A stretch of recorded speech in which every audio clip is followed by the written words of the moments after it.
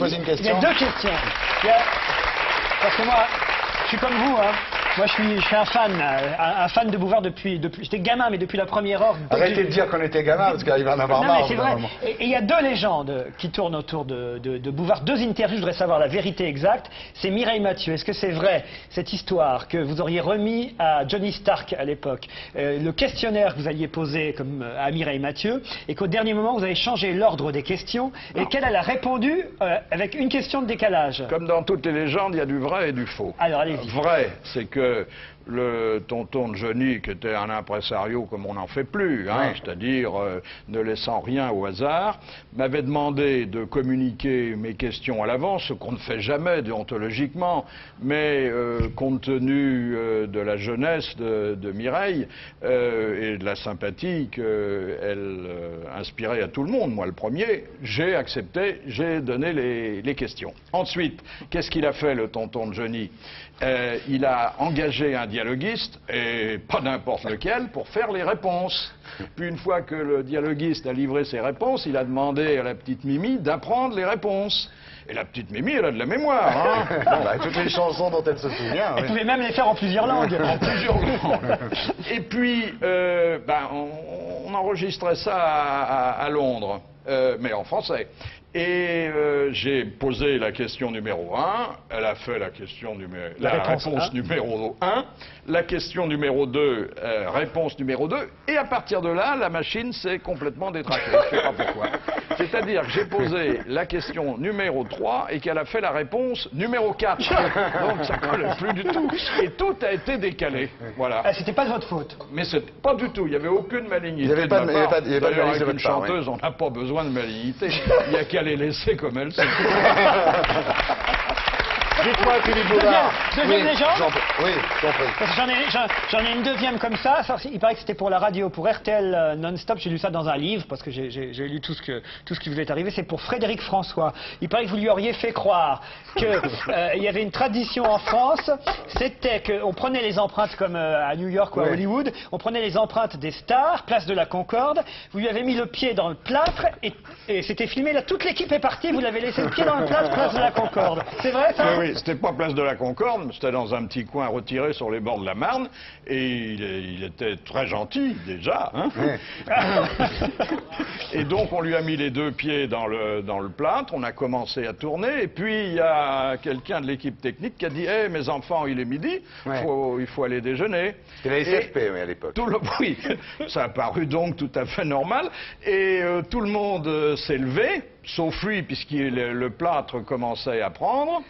Et on a disparu en lui disant bah, tout à l'heure on revient après le déjeuner. Et alors il sentait que le plâtre gagnait ses chevilles, il aurait bien voulu bouger mais il ne pouvait pas. Il a commencé à appeler au secours et nous, parce qu'on a quand même un minimum de conscience professionnelle, on avait laissé un cadreur pour continuer à tourner. C'est un bon souvenir. Dites-moi. Vous avez un fauteuil de dentiste, qui est une très bonne idée. Si les gens étaient assis sur un fauteuil de dentiste, c'est une très bonne idée pour faire des interviews, ça. En plus, il y avait une petite pédale. Je veux dire, je présentais l'émission seul, mais il y avait un vrai fauteuil. Elle ne regardait pas comme ça. Elle montait, elle descendait. C'était très drôle. Vous vous êtes trouvé quand même dans des situations très délicates. Je parle évidemment de Jean Edernalier et Chalet, François Chalet. Ah oui, là j'étais au centre d'une bagarre homérique. Hein. Mais vous saviez que de toute manière, ils ne s'appréciaient pas l'un de l'autre. Je suis, comme tous les provocateurs des ondes, quand je réunis des gens qui ne s'aiment pas, c'est généralement volontairement, et en pensant qu'ils s'injurieront, mais pas qu'ils viendront aux mains. Ouais. La seule qui vous ait giflé, paraît-il, c'est Michel Mercier, c'est vrai ? Elle m'a giflé Angélique. Parce que j'avais répété le propos de son producteur de l'époque, avec lequel elle venait de se fâcher, qui avait dit qu'elle avait davantage de choses dans sa poitrine que dans son crâne. Oui. Bon. Et puis, 15 jours plus tard, elle s'était réconciliée avec le producteur, et donc, moi, elle m'a rencontré, elle m'a giflé. Bon, j'ai vu ces photos par la suite, la nature m'a bien vengé. Bon, alors, avant de passer au bouquin, Il y a une autre émission, évidemment, il y en a plein, mais disons c'est le Petit Théâtre qui a quand même participé à lancer Mini Mati, Las Palais Chevalier, Laurent Baffy, Gassio, qui est l'auteur principal. Baffy aussi, je savais pas. Baffy et Gassio, qui est l'auteur principal des Guignols, a commencé. Et Smaïn. Oui. Mais on va en voir un petit bout. S'il vous plaît, monsieur, police, contrôle identité. Vous avez vos papiers? Bonjour, monsieur Képé. Bonjour. va Ça va, oui. La carte d'identité La carte d'identité, Et monsieur. la carte oui. d'identité. Voilà la carte d'identité. Merci. Vous êtes algérien? Oui. Ça se voit pas ou quoi? Vous avez votre carte de travail, s'il vous L'accord plaît? de travail. L'accord de travail. Voilà l'accord de Merci. travail. Carte de séjour? L'accord de séjour. L'accord de séjour. Merci. Ça va, c'est fini la carte? Il va encore la carte ou quoi? Parce que si tu veux, j'ai la carte, hein, attends, bouge Non, pas. J'ai la carte, attends, bouge pas, j'ai la carte orange, tiens, si tu veux la carte orange. J'ai la carte d'appellation à la sécurité sociale, tu veux la carte de sécurité. J'ai la carte de transfusion sanguine, tu veux la carte de transfusion sanguine, parce que je peux te donner la carte. Attends, c'est pas fini, c'est pas fini. J'ai la carte spéciale pour toi, monsieur. J'ai la carte routière. Tu veux la carte routière? J'ai la carte routière, vas-y, tu prends la carte routière. Tu veux la carte? Tiens. Qu'est-ce que c'est? Les discours de la méthode, des cartes. On y va. Hop, qu'est-ce que tu veux? Tu veux des cartes, encore les cartes. Voilà les cartes. Non, je veux plus les cartes. Non, je veux plus. Tu veux les cartes ou quoi? Tu veux encore un monsieur au parfum? J'ai encore la carte postale. Attends, viens. Voilà, Smaïn, au Petit Théâtre de Bouvard. Alors, vous dites, quand vous parlez des jeunes gens que vous avez lancés à l'époque, vous dites il y en a même qui sont reconnaissants. Non, je dis pas ça, je suis plus nuancé. Je dis, il y en a quelques-uns qui ne m'en veulent pas de les avoir aidés à leur début. Linda, vous voulez poser une question? Vous êtes un vrai, vous pensez être un vrai méchant ou un faux gentil? Non, je n'ai jamais été méchant que pendant les heures où on me payait pour ça. Je suis comme Ruquier. Ouais, exactement. Moi, il faut qu'on me paye, pareil. Je suis surprise parce que je vous avais jamais rencontré et je trouve que, bon, je vous ai vu dans des émissions de télé, je trouve que vous avez un regard, des yeux extrêmement généreux et pas du tout, justement, sans agressivité. Je crois toute sans ma méchanceté. générosité dans mes yeux. Bien, alors maintenant, je voudrais que Serge Calfon, si on peut basculer la lumière, parce que maintenant on va passer donc, parce qu'on a dit beaucoup de bien de vous, Philippe Bouvard, donc on va passer au livre qui s'appelle Joueurs mes frères, qui est chez Robert Laffont, et maintenant on va passer à votre vice, parce qu'il a peut-être des yeux généreux, mais ce type-là est un vicieux, Linda. Je voulais que les choses soient dites dès le départ. C'est clair. Alors, vous avez donc perdu beaucoup d'argent au jeu, on va y venir, et vous avez déclaré, en parlant de ce bouquin, la seule façon de tirer profit du jeu quand on n'est pas casinotier, c'est d'écrire un livre sur le jeu. Donc j'espère qu'il va vous rapporter peut-être pas tout ce que vous avez perdu. Non, Enfin, sûrement pas. Une partie de ce que vous avez perdu. Alors, dans le livre, vous expliquez qu'en fait, c'est un héritage familial. C'est-à-dire que de vos arrière-grands-parents à vos petits-enfants, chez les Bouvards, tout le monde joue. Tout le monde, ce qui fait que mes grands-parents et mes parents m'ont légué la passion du jeu, mais seulement ça. Parce que quand c'est le seul héritage qu'on a dans ces familles-là, oui. Et puis, j'ai moi-même transmis involontairement, mais parce qu'il y a à la fois le jeu de l'inné et de l'acquis, cette passion à mes descendants, qui eux-mêmes la transmettront à d'autres. Vous jouiez à la belote à l'âge de 5 ans quand même déjà, Oui. donc c'est Oui. quand même pas mal. Alors votre première partie de poker, vous avez perdu le mois de salaire que vous n'aviez pas encore touché. Oui. Et la deuxième partie que j'ai faite, j'ai perdu l'année de salaire qui devait commencer l'exercice suivant. Ah non, mais ça ne laisse pas que des bons souvenirs. Oui. Et c'est pour ça d'ailleurs que, tout en ne voulant pas brûler ce que j'ai adoré, ce que j'aime encore, et tout en reconnaissant que chaque fois que j'ai laissé de l'argent dans un casino, j'ai acheté des émotions à nul autre pareil, il faut mettre quand même en garde au moment où il y a une démocratisation de ce vice, car c'est un vice encouragé par l'État qui y trouve son compte, les jeunes et les moins jeunes contre quelque chose qui est aussi redoutable que la drogue ou que l'alcoolisme. Vous avez rencontré des gros joueurs, vous aviez joué avec Yves Montand, le Baron Empin... J'ai vu des gros joueurs, oui, parfois comme je vous vois, quelquefois derrière eux en les regardant jouer. Ce sont généralement des spectacles. Hein. Yves Montand, vous dites là dans VSD, je vois que c'était un joueur méchant, Yves Montand.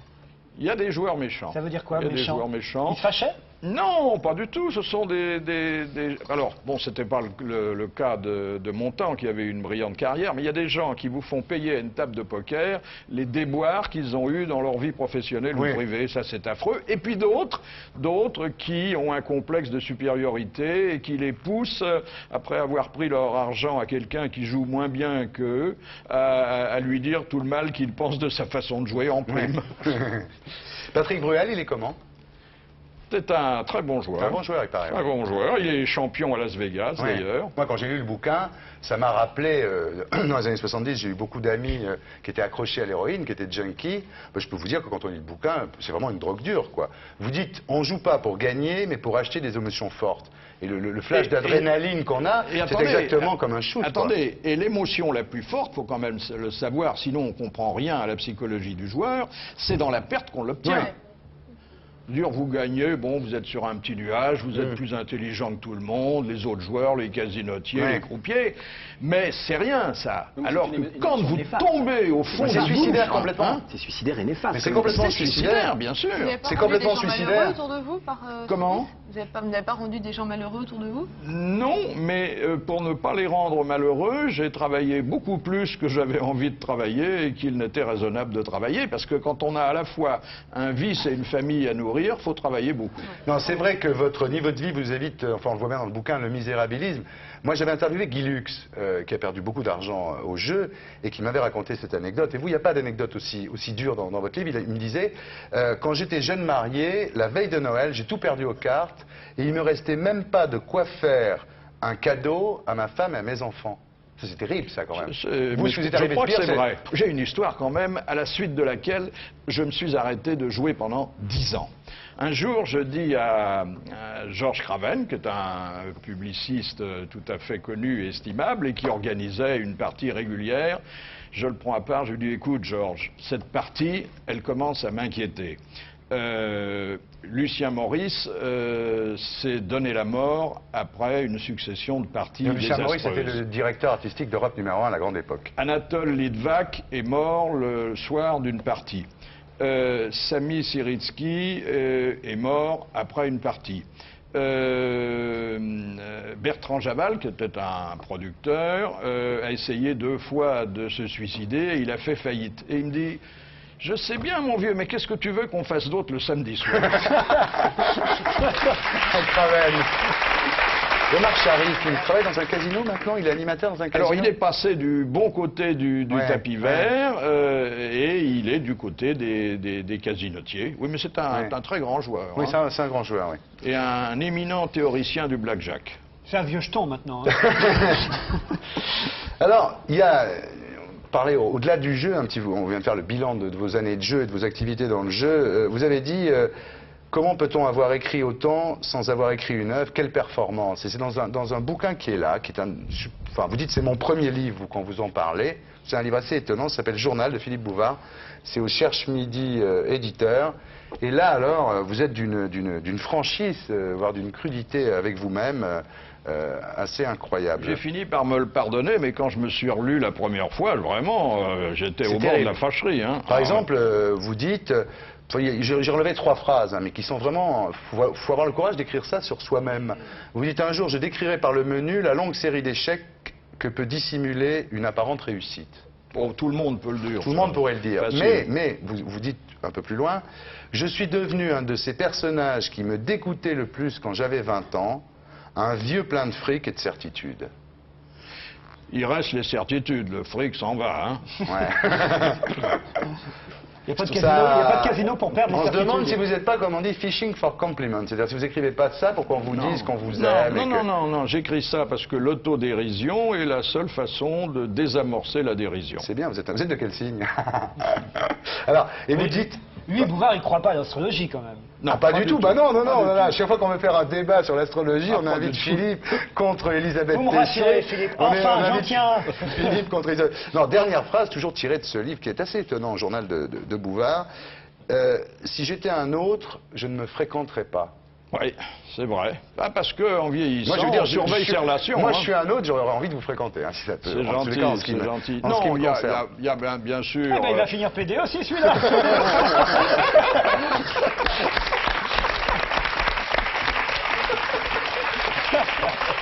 J'ai commencé comme ça, Laurent. Et gérontophile. Bien, merci Philippe Bouvard. On peut rallumer la lumière.